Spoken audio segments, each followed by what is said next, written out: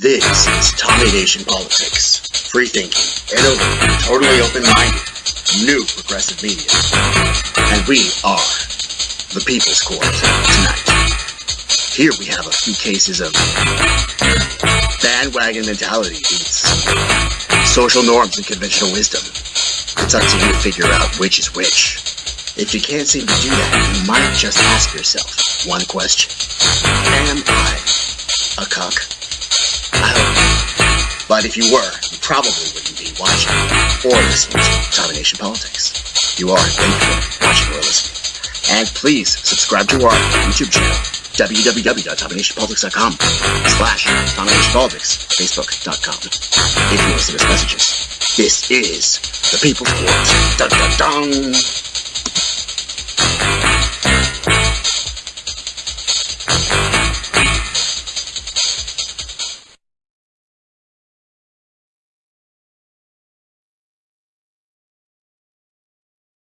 This is the last time it will extend the moratorium. The government is working with states to distribute emergency rental aid under the American Rescue Plan. It is also trying to make the application process for those funds more accessible. Is there a deal here that can get 60 votes in the Senate and that Joe Biden will sign? This morning, the Trump Organization bracing for criminal charges. Multiple sources, NBC News, Manhattan District Attorney Cyrus Vance is expected to announce an indictment of the former president as soon as next week. Hey guys, this is Tommy with Tommy Nation Politics. How's everyone doing today?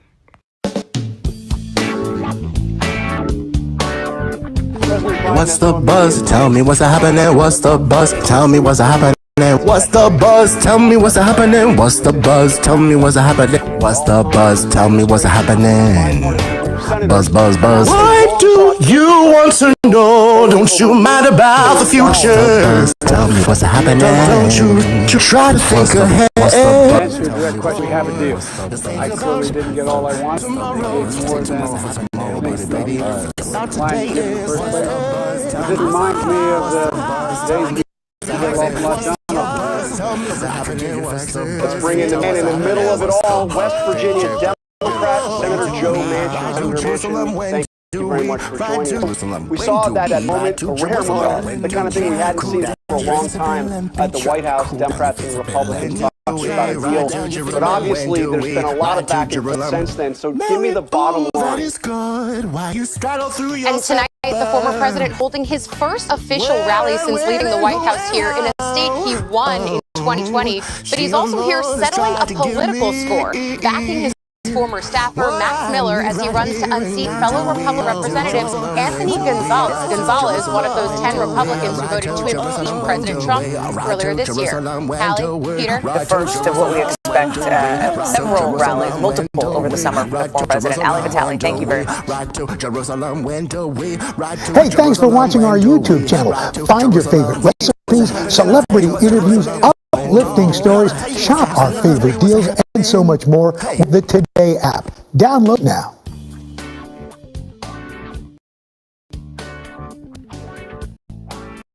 While President Biden promoted his multi-trillion infrastructure plan and the bipartisan deal negotiated in the Senate, in the House, lawmakers passed a separate $715 billion Tell me what's happening. What's the buzz? Tell me what's happening. What's the buzz? Tell me what's happening. Republicans say the Invest in America Act massively increases public spending, forces Americans to use public goods, and makes goods and fuels more expensive to please labor unions, while Democrats focus on the bill's infrastructure improvements. A transformative opportunity for us not only to build the infrastructure of America, but to rebuild middle class of America. It does, putting equity front and center with a necessary focus on communities of color, rural communities, and regions with persistent poverty. The measure would dedicate $343 billion to roads, bridges, and safety, $109 billion to transit, and $95 billion to passenger and freight rail. It also commits $117 billion to drinking water infrastructure and over $51 billion to wastewater infrastructure. It passed the House by a strict party line vote. This is a bill that was put together in the House to spend $500 billion plus. That was not done in any bipartisan way. Republicans say the bill is filled with wasteful spending. It invests about $1 out of every $2 in new Green Deal priorities. There was not even simple regulatory relief. We could save up to over $160 billion just by instituting these common sense regulators. Meanwhile, a bipartisan group of senators last week reached a deal on a $579 billion infrastructure proposal endorsed by President Biden.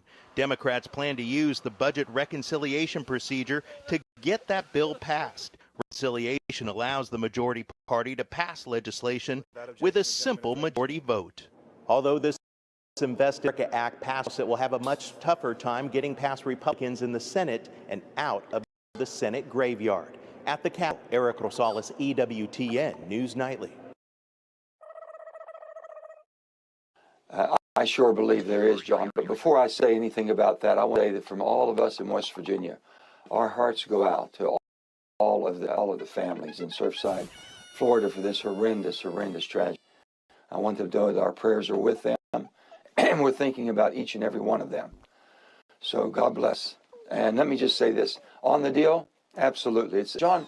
This is the largest infrastructure package in the history of the United States of America, and President Biden, there's no doubt in my mind, never has been a doubt in my mind, that he is anxious for this bill to pass and for him to sign it.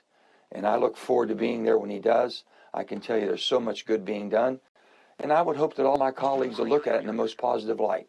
They have a chance now to review it. It's got more in there for clean infrastructure, clean technology, clean energy technology than ever before. More money for bridges and roads since the interstate system was built. Water, getting rid of our lead pipes, it's connecting and broadband all over the nation, and especially in rural America and rural West Virginia. So much good in this, John. But help me understand where Democrats exactly are on this, because we heard President Biden announce a deal, then we heard him say that he would only sign it if the Congress also passed a much bigger infrastructure bill, the one that Bernie Sanders is working on, that he wants both in tandem. Now he's walked that back. But Nancy Pelosi has said that she's not even going to bring up your bipartisan bill unless this bigger Bernie Sanders bill also gets by the Senate. And listen to how Elizabeth Warren described her understanding of what's going on here. I can't vote for some small subset that, the infrastructure train leaves the station and child care gets left on the platform. Green energy gets left on the platform. Billionaires don't have to pay, gets left on the platform. It's that all of the pieces have to move because ultimately it's one deal. It's one deal. That's the way Elizabeth Warren sees it. It seems that's the way Nancy Pelosi sees it. So what is going on here? Are you sure progressives are going to support your bipartisan bill if they don't get a guarantee on something bigger also passing? Well, John, I sure hope so. I hope they just look at the bill. We have two tracks, and that's exactly what I believe is going to happen. And we've worked on the one track. We're going to work on the second track. There's an awful lot of need, and everything they talked about is something that we need. Vote for the 2017 tax cuts under President Trump. I thought they were way too much towards the high end, if you will. I think we need to make some adjustments, and I'm willing to step forward and make those adjustments. I've been very clear about that. But we also, John, have to take into account where we are in this country, what our debt structure is. We're $28.5 trillion.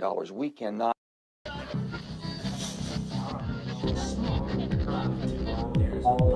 Hey guys, this is Tommy with Tommy Nation Politics. How's everyone doing today? Tommy Nation Politics.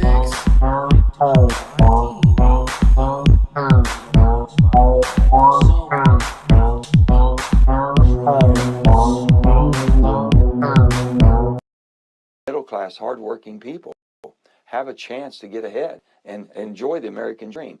I'm all for that. To what degree, we'll see what we're able to pay for. So you know what Bernie Sanders is working on. He's talking about a bill that's $6 trillion. I know that you suggest that's a little rich for in terms of what you want. What's the buzz? Tell me what's happening. What's the buzz? What's happening? What's the buzz? Tell me what's happening. What's the buzz? Tell me what's happening. What's the buzz? Tell me what's happening. Much more buzz, buzz, buzz. Why do you want to know? Don't you mind about the future? pay for all this. This is not going to be added to debt. The infrastructure bill that we've done in a bipartisan way has paid for us. We've used money that we have. We've moved money that we had not used yet to make sure it was used in the most productive way. I think we've all done a good job, and that's what we have to look for. When we do the next piece of legislation, I understand the concerns. I understand the desires of everybody in my caucus and also on the Republican caucus. I know we can work together. Look what we've done. Look what President Biden has accomplished. When do we cool down your face a bit, let me try to cool down your face a bit. When do we ride to Jerusalem? When do we ride to Jerusalem? Mary, ooh, that is good. Why you straddle through your suburb? Where and who and how? Oh, she alone has tried to give me what I need right here and now. When do we ride to Jerusalem? When do we ride to Jerusalem? When do we ride to Jerusalem? When do we ride to Jerusalem? When do we ride to Jerusalem? When do we ride to Jerusalem? When do we ride to Jerusalem? When do we ride to Jerusalem? When do we ride to Jerusalem? When do we ride to Jerusalem? I'll tell you what's happening. I'll tell you what's happening. Hold on, I'll tell you what's happening. Hey, free. Keeps us competitive. I'm not going to be supportive in voting for things that does not make us competitive. Free thinking, innovative, totally open-minded. That's what's going on. We can still That's the buzz. We can still manufacture great jobs. Politics. Y'all know what I'm talking about. That's what I want to make sure happens. What's the buzz? Tell me.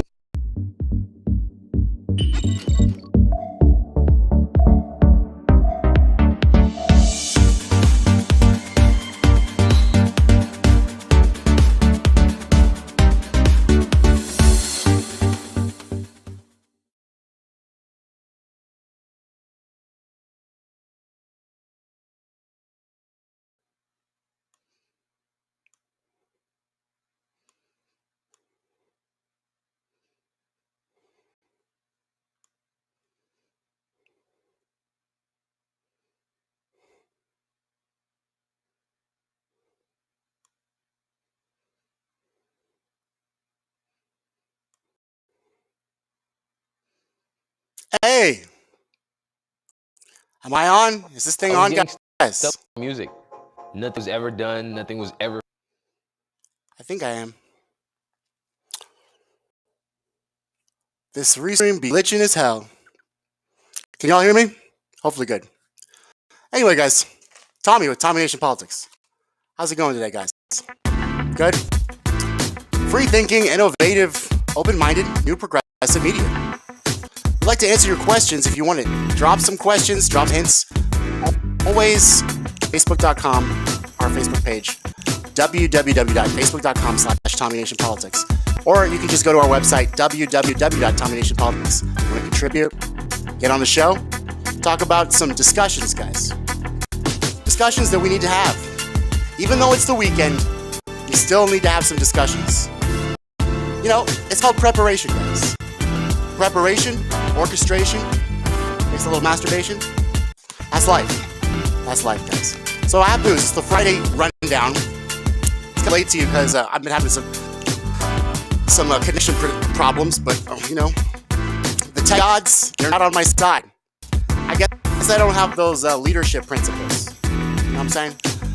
Those leadership principles that Amazon has decided to upgrade. They literally say upgrade. Since days before Jeff Bezos is supposed to step down to what is his new title going to be? Executive chair. He's going to be the guy in the shadows. That's what he's going to be.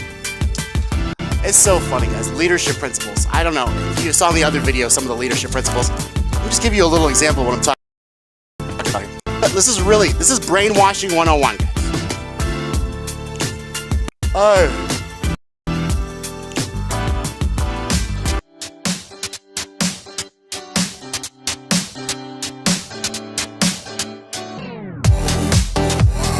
Hi, I'm Eric Cutts, Software Development Manager at Amazon. I'm here today to talk to you about leadership principles and how we interview for them. Leadership principles at Amazon are used to guide the business in almost every way. We use them during career growth discussions, making hiring decisions, or just day-to-day business decisions. You'll know when you're being asked a leadership principle question when you hear, "Tell me about a time when." For example, tell me about a time when you had to make a decision between two different technology choices. When answering behavioral questions, I like to think about SBI. SBI is situation, behavior, impact. Situation, what was the situation? What was it that your team was trying to achieve? Behavior, what was it that you did? What was your plan of action? And impact, what was the outcome? When talking about impact, you really want to measure it with data. For example, how many customers did you impact? Or what was the dollar value in business? Let's jump right into it.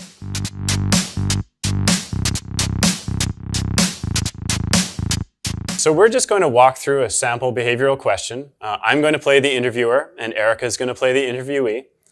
So let's get right into it. Erica, so tell me about a time when you had to make a decision at work, but you didn't have all the data available.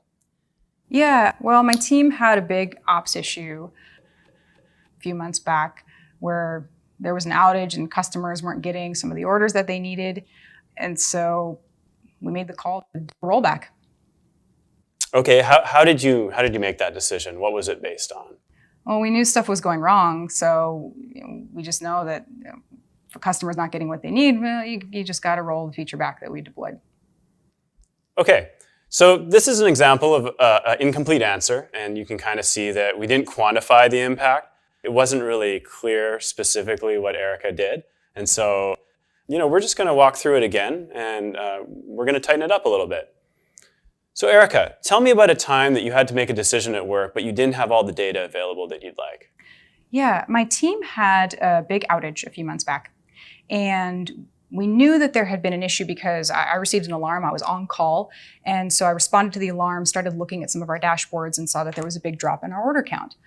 That usually signifies that something's gone pretty south for the customer, but the problem is I didn't have enough time to figure out what had gone wrong at a root cause level. So how did you move forward from that? It seems like you didn't have all the data that you'd like. So what happened next? What did you do? Well, I knew that I couldn't solve this just by myself because our system's quite large. And so I set up a conference call with several of the other engineers in the team and started a divide and conquer process and nominated a bunch of folks to start looking into different aspects of the system and start triaging. I see. So after the investigation, what was the next step? What did you do? Well, once we hit about hour 4, even though we didn't know the exact impact on the customer, I knew that it was too risky to continue leaving this feature live in production, and so I made the call to do a rollback.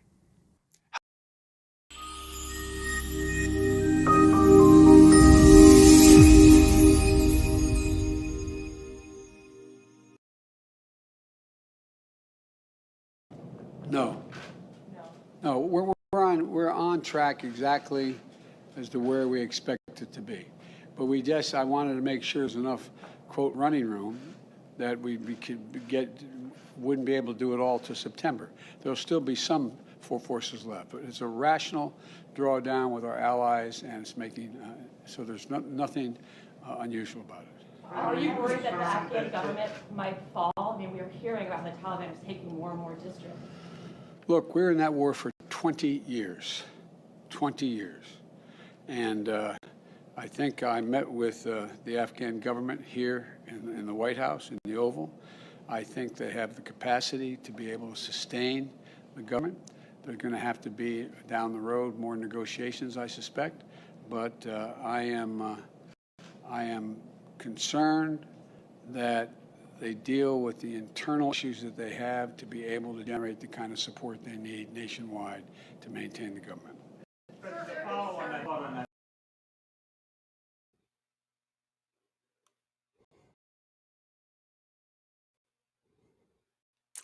So Joe Biden is not really giving a shit about the minimum wage, how it's stagnant, or the legalization of pot. He's leaving that up to the states.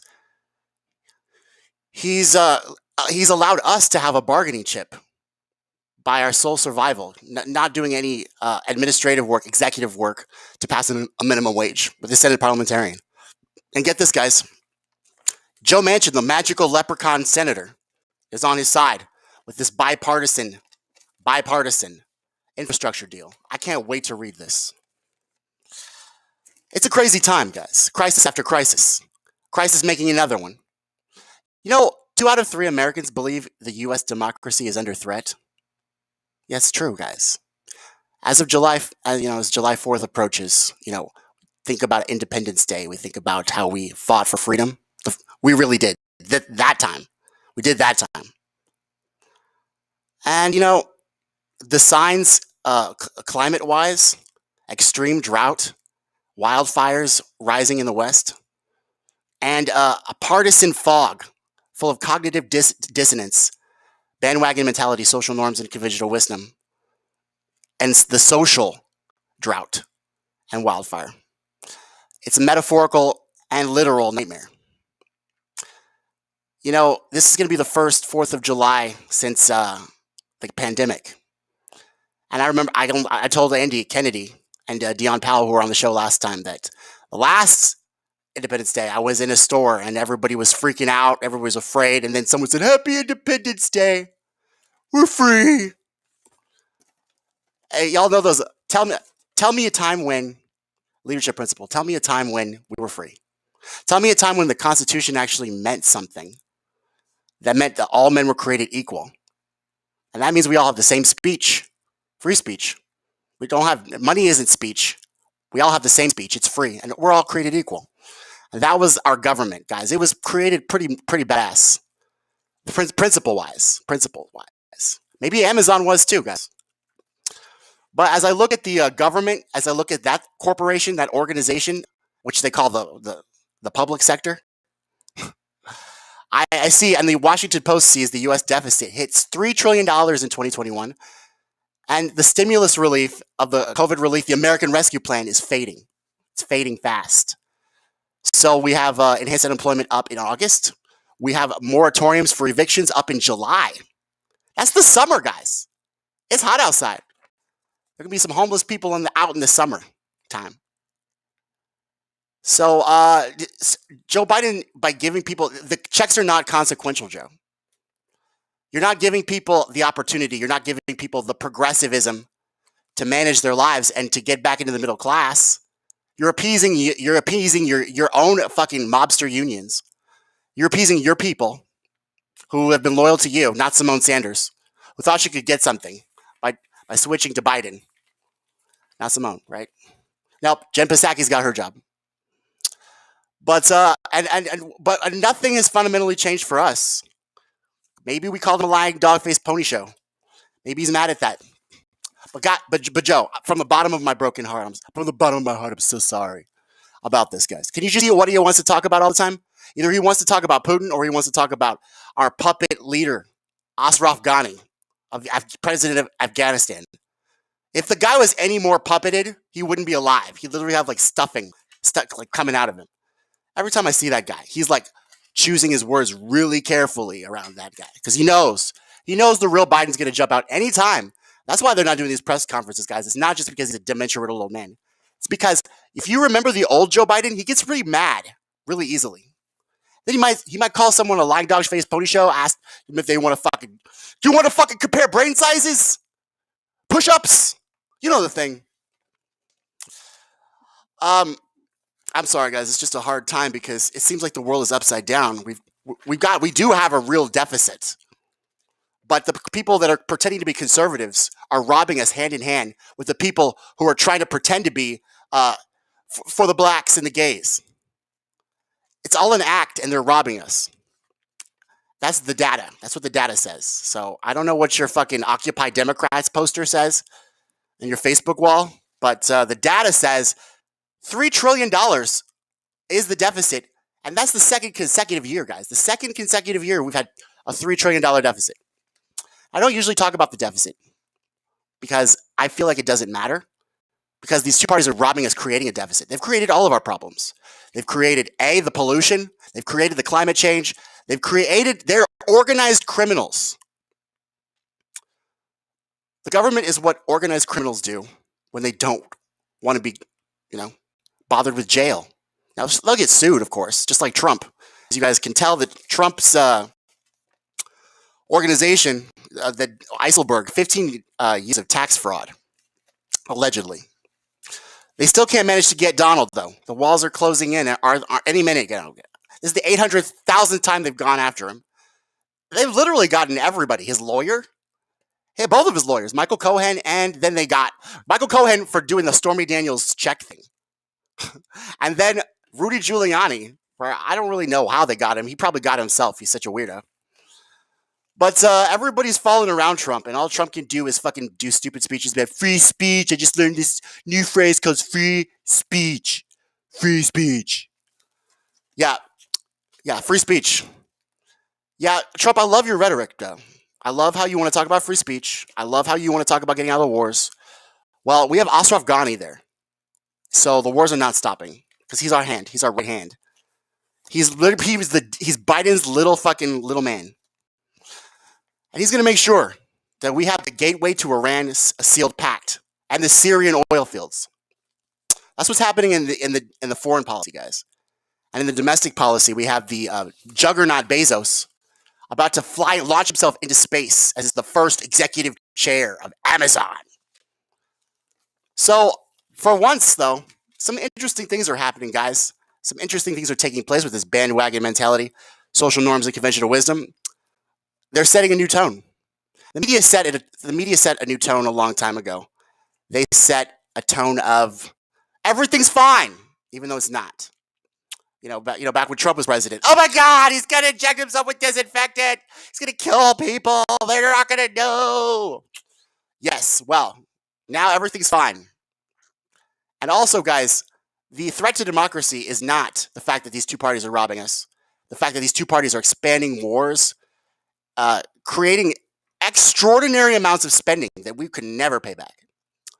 They're polluting our oceans, and they're killing us slowly with fucking lead water pipes and our power grids. No, that's not a threat to democracy. What's the threat to democracy, my friends? Is the 500 people arrested in the Capitol riot case, guys. Yes, it's also the first July 4th since the Capitol riot.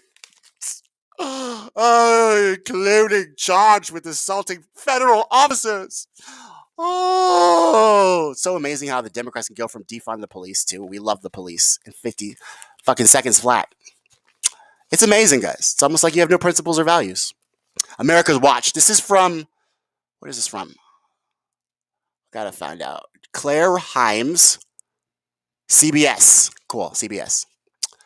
So, America watched as hordes of rioters, January 6th Capitol riot. On January 6th, crushing through windows, pressing up stairways, and sending lawmakers and law enforcement running for their lives. Oh, God, for democracy.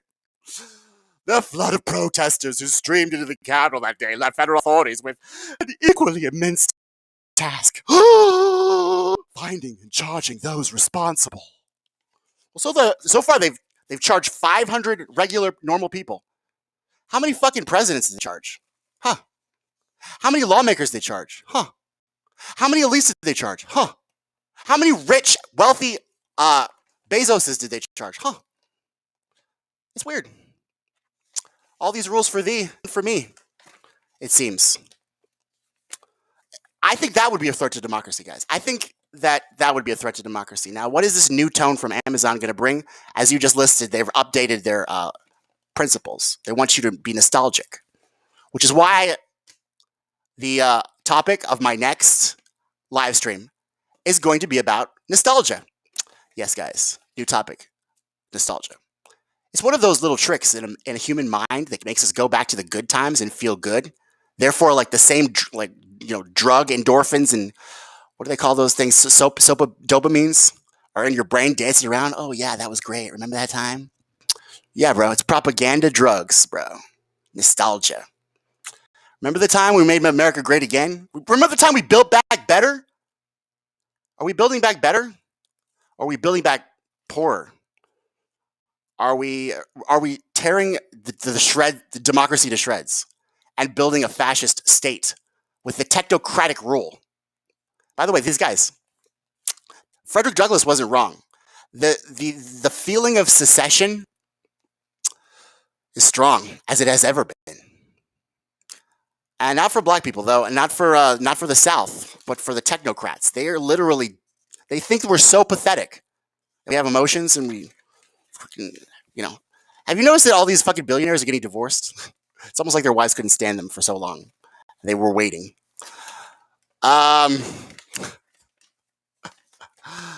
Yeah.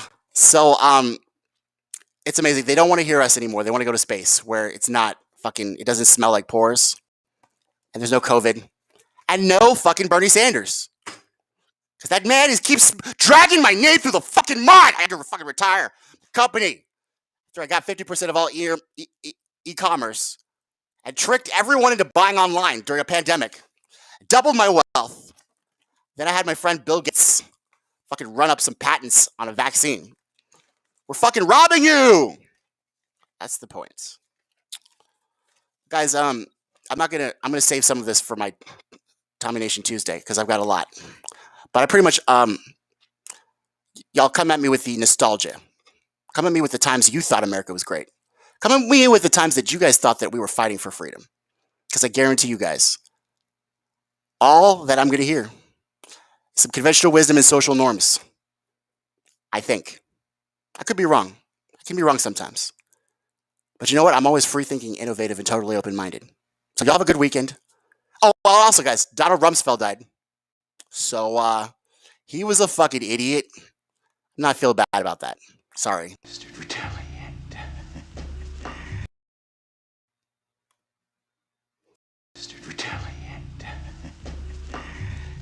I'm glad you did.